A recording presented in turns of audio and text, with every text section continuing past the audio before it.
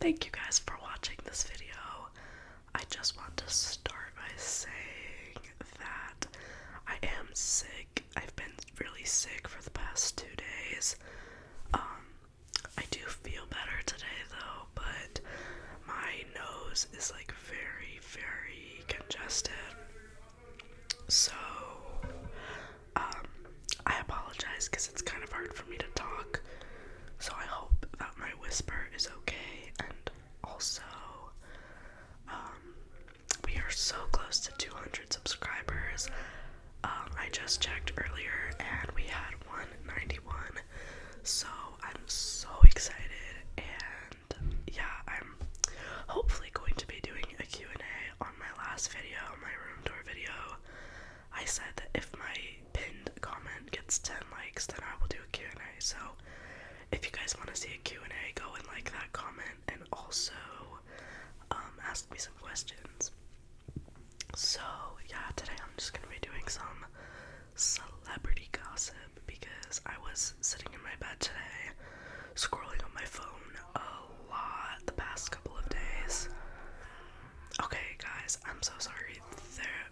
I live right next to a huge house of boys, and since the weather is warm, they're always playing basketball. And they weren't playing basketball 5 seconds ago, but now that I start filming, they are. But whatever. But yeah, I was sitting in bed scrolling on my phone a lot for the past few days, so I was like, you know what? I have a lot of stuff to talk about on the internet, some drama and whatnot, and I know you guys really like these videos, so let's begin. Sorry for the long intro. Anyways, so the first thing that I want to talk about is Cat's Eye, which I have talked about before, but like kind of some new things have came out basically. So if you guys need a full background of who Cat's Eye is, one of my last gossip videos I did like a full rundown of like the whole entire group, but this I'm just gonna be giving like an update. So basically Cat's Eye is this like global girl group, and one of their members, her name is Mano, she has been on a hiatus that was supposed to end for Coachella, because they're doing Coachella, I think, in a few days. Coachella is this week, I think, but they're doing Coachella, and she was supposed to be there, but it just came out that she is not gonna be there anymore, which is kind of a shock to people because they had like been saying consistently over and over that she was gonna be back for Coachella, and now she's not. But they just came out with a video, a music video and like a new song today. Like it just came out, and Mano, she was in like some photo shoots for the music video. She was in an interview in like their music video costumes, and she posted them on Instagram also. She just posted like 2 days ago pictures of her and her like wig for the music video, or not for the music video, but it was like their new era. She posted them on Instagram, on her Instagram story just a few days ago, but then she's not going to Coachella. So a lot of people are very upset about this because she is, well, she's the only black member in the group, and so a lot of people believe that like the reason that she has been like subjected to this, like they kind of maybe forced her to go on hiatus, or she's been dealing with a lot of hate because of that. And basically she was scouted by the group to be in the girl group. It was not her idea, they scouted her, and so people are saying that they like forced her to join, and you know, she's missed like some music videos and like some practices and things like that because she was never a singer or a dancer. Like she was never into that, so it makes sense that she's not like at the same level as the other girls who have been doing this for their whole lives. So a lot of people are upset that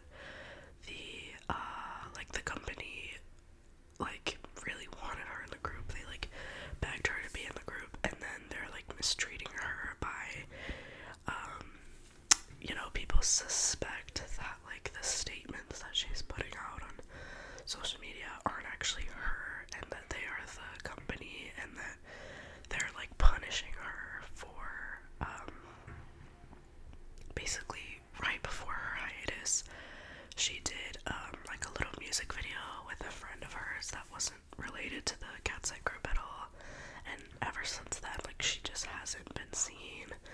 And she also took Cat's Eye out of her Instagram bio, which all of the girls in the group, they have Cat's Eye in their Instagram bio, so it's kind of like a big deal that she took it out. But then people are confused because she also just posted pictures from the video. So some people are saying that it's like a marketing thing, like they're gonna make a big deal about her comeback, or like some people think that she's gonna be at Coachella, like just like it's like a whole marketing thing because they're coming out with a new album sometime soon. But a lot of people are very upset with the group because of racism and just like discrimination, which is fair. It does seem shady, and in a lot of, not a lot, but in a couple of their music videos, the choreography was like specifically designed so that she was like blocked, like there was no window for her, so you couldn't even see her, which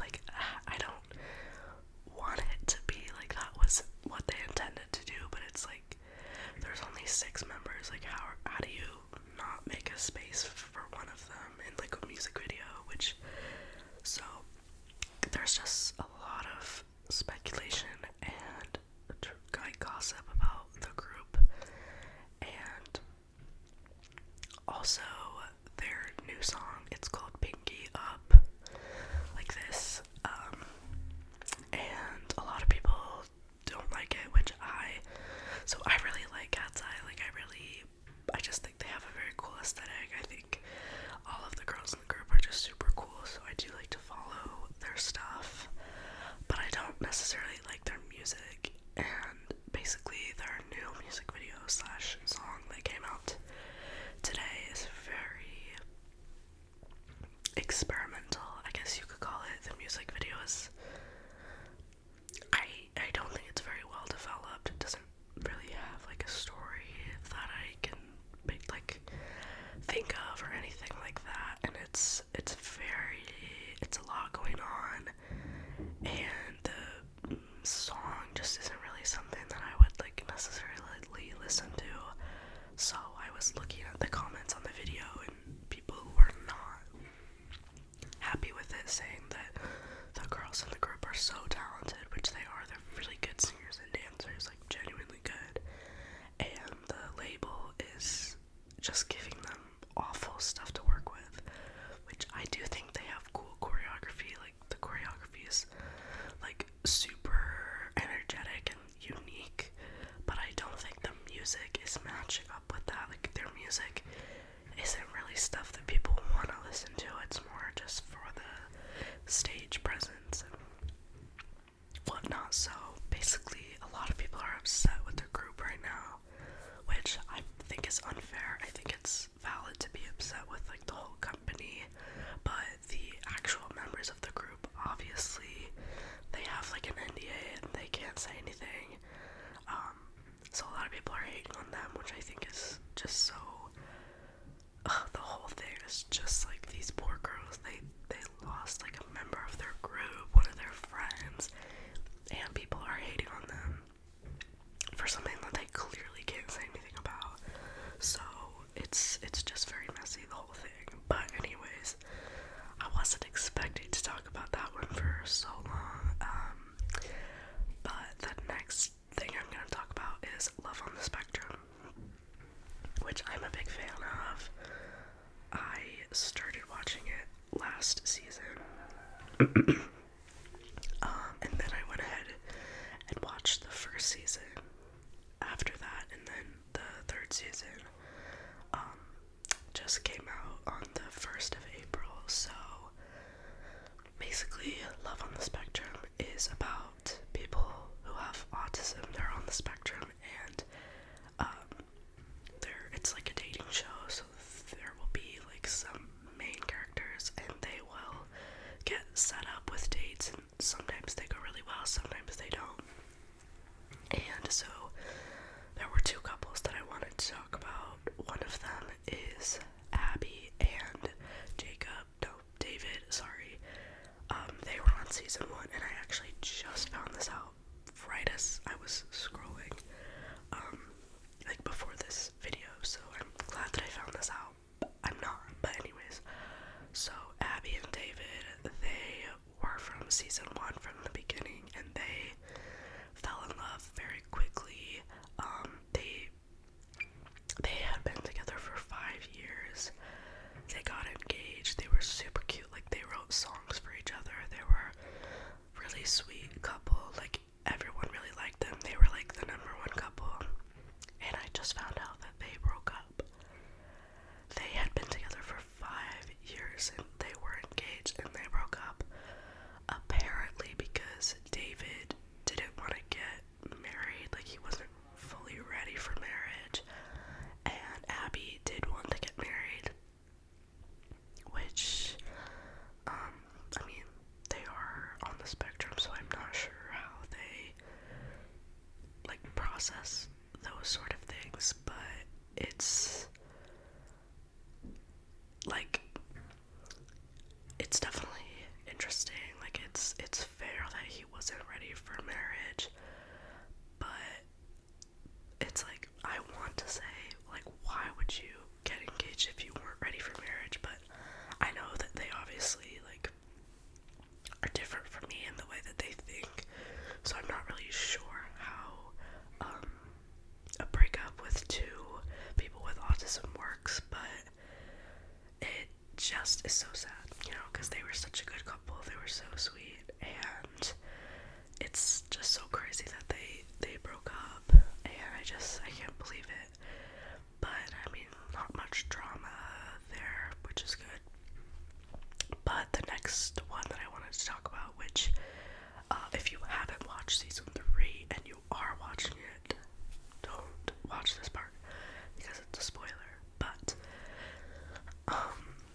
they're my favorite character, if you will. His name is Connor, and he met this girl last season named Georgie, and she's so sweet. Like, he would call her his demi-goddess. Like, his like, special interest or his favorite hobby is like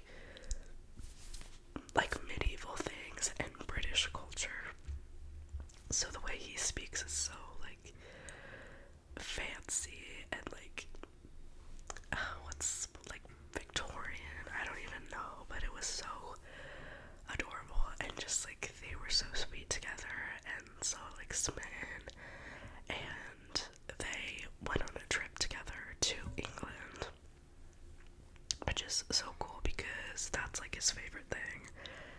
And I just found out that his dad is British, which whatever. But yeah, they went to England together, and he said that it was then that he realized they like, weren't gonna work together. Like, they were very different people,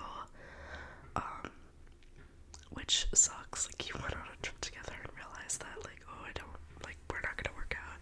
That's such a tough situation.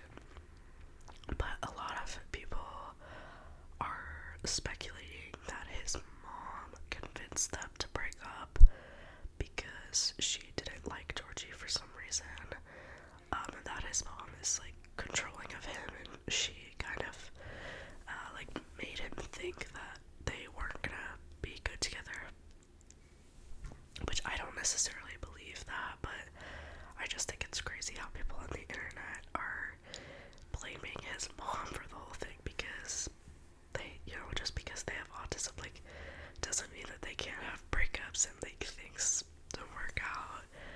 But I did see an interview with him where somebody asked him, like, oh, if you are to get another girlfriend, like, what type of girl would you want? And he said, he was like, just an adult, like, someone who acts like an adult. And so it kind of seemed like he was, like, being shady towards Georgie, saying that she wasn't acting adult enough for him. But again, I know that there are, like, social cues are different, so I don't know if he was actually trying to shade her. He probably wasn't, for me, a neurotypical person, like that is how it comes off, but you know, I don't think that's what he meant, but it was definitely, it definitely is interesting. Like, I feel like maybe a little bit more did happen behind the scenes than we really know, because he seems to be like very private about it. I don't think she has said anything. So I don't know, it definitely seems a little bit weird. But who knows? The next thing, I do have it written down because I didn't want to forget. The next thing is something I also found out from sitting in my bed and scrolling on my phone all day, was Tobey Maguire, which he played Spider-Man. He was the first Spider-Man, because there's Tobey Maguire, Andrew Garfield, and Tom Holland. Tobey Maguire was the first one, so his movies came out a while ago. So he is 50 years old. And he has been seen with his girlfriend. I'm gonna give you a second and guess how old she is. Okay, she is 20 years old. She's 20 years old, and his daughter is the same age as her. And a lot of people have been saying, well, it's legal, so it's okay. I don't think that's okay. I don't. You have to be some type of sick to be dating a 20-year-old girl when you are 50. Like, seeing pictures of them together was just gave me an uneasy feeling, because no, that's like the same age gap as me and my dad. And like, I think like most people and their dad, that is no. And like, people made a point that she was born after his third Spider-Man movie was like done. No, like, you lived a whole 30 years of your life before she was even born. She's younger than me. That is not okay. And the thing that makes it worse is that that wasn't even the first girl. He used to date another girl. I think there was definitely another one, but there might have been two others. So he has a type. And I saw a post the other day saying, it was a picture of those two together, and it said, it was like, just curious, how young do you think men would date if it was, or if there was no legal age? And then I got to thinking, like some celebrities will date people younger than them, or like under 18, even though it is illegal. So it's like, if there were no age laws, like, I don't even want to know how young people would date, because they're already dating the youngest possible girls and to keep it legal. And so that just made me think, and like, how young would they date? I don't know. So it's really weird and gross to think about. But anyways, that just kind of made me think of another topic, which kind of relates to the same thing as like, so I don't know if I should talk about it on YouTube. It's nothing very graphic, but okay, basically, do you guys know the TikToker influencer Noah Beck? He used to be a sway boy. He dated Dixie D'Amelio. He also has a couple of movies. Nothing against him. I don't think he has done anything wrong, but unfortunately his sister, which, if he hasn't done anything wrong, I hate that this is all being like attached to him, because it really has nothing to do with him except that it's his sister. But basically his sister was a high school teacher, and she had been messaging, hanging out with, and sending a student who was obviously not only her student, but he was underage. And so they were having a very illegal relationship.